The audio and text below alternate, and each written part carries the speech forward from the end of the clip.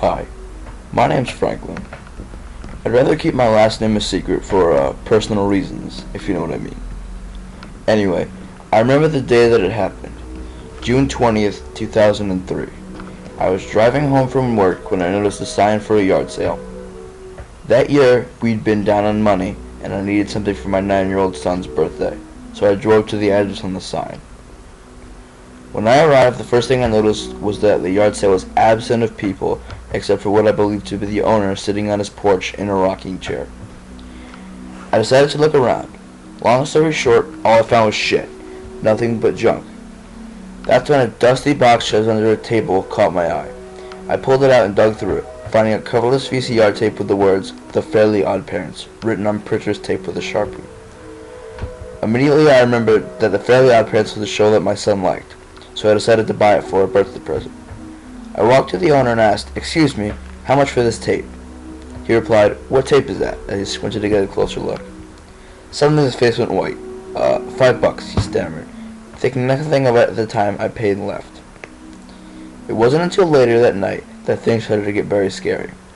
I gave the tape to my son, and he ran to the living room to watch it. About 10 minutes later, I was in my office working on my next sales pitch when I heard a faint voice behind me. "Daddy?" I jumped and turned around to see my son clenching the door handle, shivering.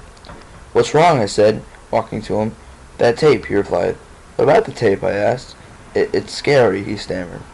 I decided to go see for myself.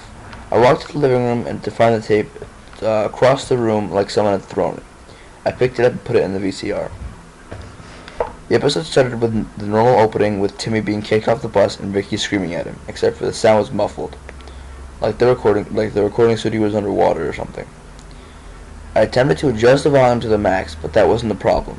I thought maybe there was a problem with the tape itself, but soon the intro was over and the volume was the normal neutral sound. The scenario was Timmy was going to miss the bus and he was rushing to get ready. Timmy's voice was normal and so was the godparents' voice, except when Timmy's parents walked in, is when it started to get scary. First, Timmy's father came in goofy as always, but his voice, God, I'll never forget that voice. It was deep and distorted and almost satanic.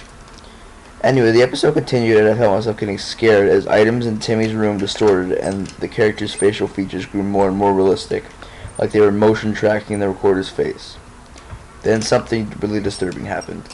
Timmy was at school and he opened his textbook, and to my shock, pictures of mutilated and dismembered body parts lay strewn up through the pages.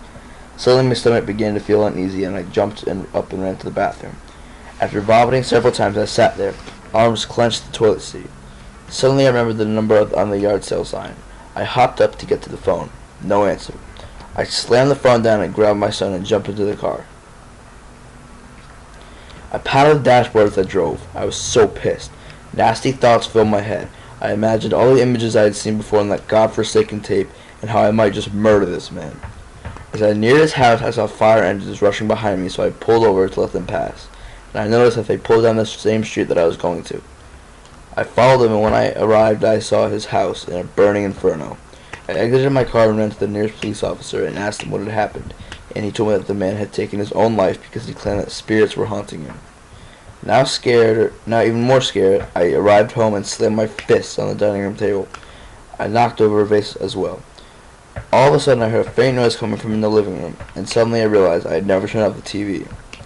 I rushed into the living room and saw my son staring to the TV, his face blank and emotional.